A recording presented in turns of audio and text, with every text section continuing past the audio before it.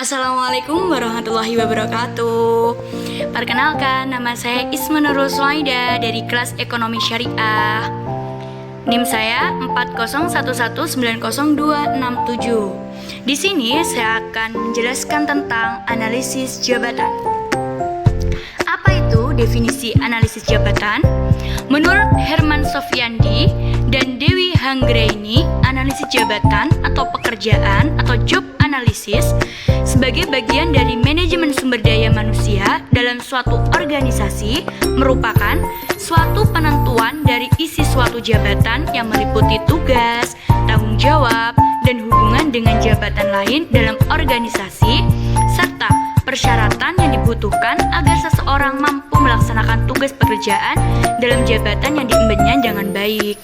Jadi, di analisis jabatan itu merupakan suatu penentu dari isi suatu jabatan yang memiliki tugas, tanggung jawab, dan hubungan agar seseorang itu mampu melaksanakan tugas yang diembannya itu dengan baik, seperti itu. Tujuan adanya analisis jabatan. Tujuan adanya analisis jabatan yang pertama, perencanaan organisasi dan tenaga kerja.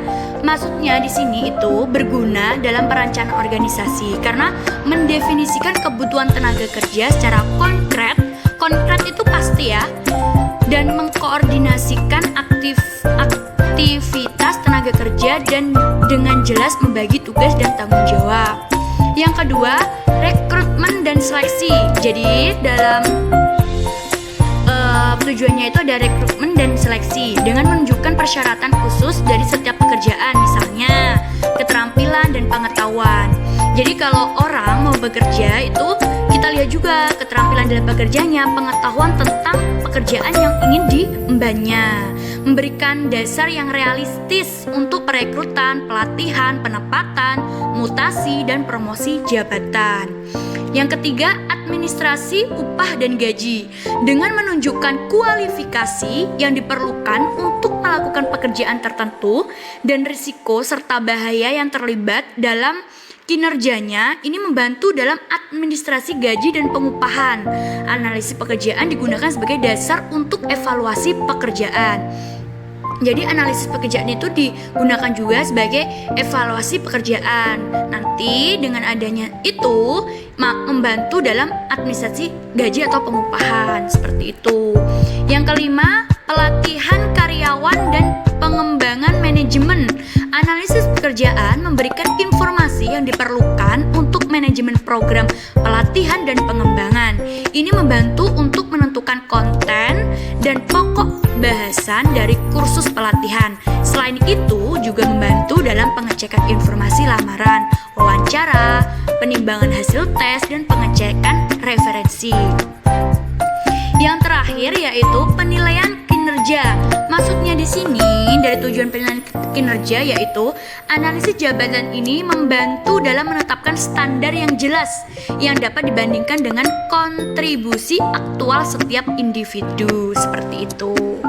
Selanjutnya yaitu manfaat analisis jabatan. Di sini ada banyak ya manfaat analisis jabatan. Yang pertama, memperoleh data yang berhubungan dengan pekerjaan. Tangan pertama yang solid tentang tugas tertentu yang terkait dengan pekerjaan tertentu. Identifikasi resiko yang terkait dengan tanggung jawab pekerjaan. Identifikasi keterampilan dan kemampuan yang dibutuhkan seorang karyawan untuk melakukan pekerjaan dengan baik.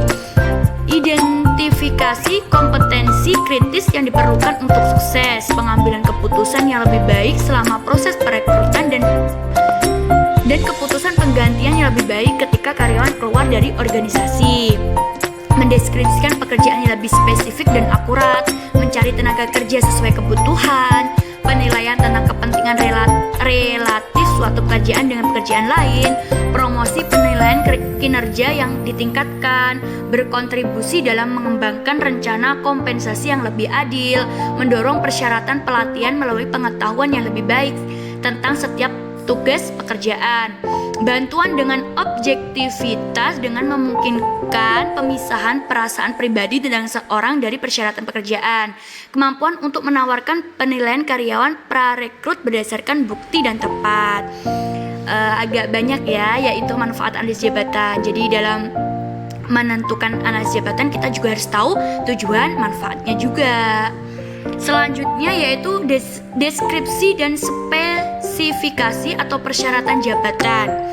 Deskripsi jabatan adalah gambaran secara singkat, cermat, dan teliti mengenai fungsi, tugas, wewenang, tanggung jawab, dan hubungan dari suatu jabatan tertentu. Isi jabatan itu yang pertama, identifikasi jabatan. Di dalam identifikasi jabatan itu ada nama jabatan padanan, kode jabatan. Yang kedua ada sifat jabatan. Sifat jabatan itu diuraikan ada uraian jabatan, wewenang, hubungan dengan jabatan, supervisi yang diperlukan, peralatan atau mesin yang digunakan, dan kondisi kerja. Yang ketiga yaitu tentang kualifikasi. Yang pertama kualifikasi umum, yang kedua kualifikasi khusus. Selanjutnya yaitu persyaratan jabatan. Jadi di dalam analisis jabatan itu juga ada persyaratan jabatan. Apa sih persyaratan jabatan itu? Jadi persyaratan tentang kualitas minimal seseorang tenaga kerja yang bisa diterima untuk menduduki dan menjalankan tugas suatu jabatan tertentu dengan baik. Isi spesifikasi jabatan yang pertama syarat umum. Isinya pendidikan, pengalaman. Yang kedua syarat khusus. Ada kondisi fisik, psikis, jenis kelamin, dan minat bakat. Selanjutnya yaitu prinsip dan prosedur analisis jabatan. Di dalam analisis jabatan juga ada prinsip dan prosedurnya loh. Prinsip analisis jabatan yang pertama harus ditentukan secara jelas batas-batas pekerjaan dalam jabatan. Hal ini ada dalam jabatan. Yang kedua harus berdasarkan atas kenyataan sebenarnya. Tidak boleh kalau tidak objektif. Menggunakan data berkaitan dengan wewenang yang ada, subjektif pribadi dihindarkan. Yang ketiga, proses kegiatan dalam jabatan itu harus disusun secara kronologis. Jadi ada kronologisnya. Yang keempat, memperhatikan situasi pekerjaan. Dan selanjutnya yaitu prosedur analisis jabatan. Yang pertama, penentuan tujuan analisis jabatan. Yang kedua, perencanaan analisis jabatan. Yang ketiga, pengumpulan data jabatan. Yang keempat, pengolahan data jabatan. Yang kelima, penyajian hasil analisis jabatan. Dan yang terakhir, penyusunan program manajemen sumber daya manusia lainnya. Sekian, terima kasih. Semoga bermanfaat. Kurang lebihnya mohon maaf. Wassalamualaikum warahmatullahi wabarakatuh. Tetap semangat ya.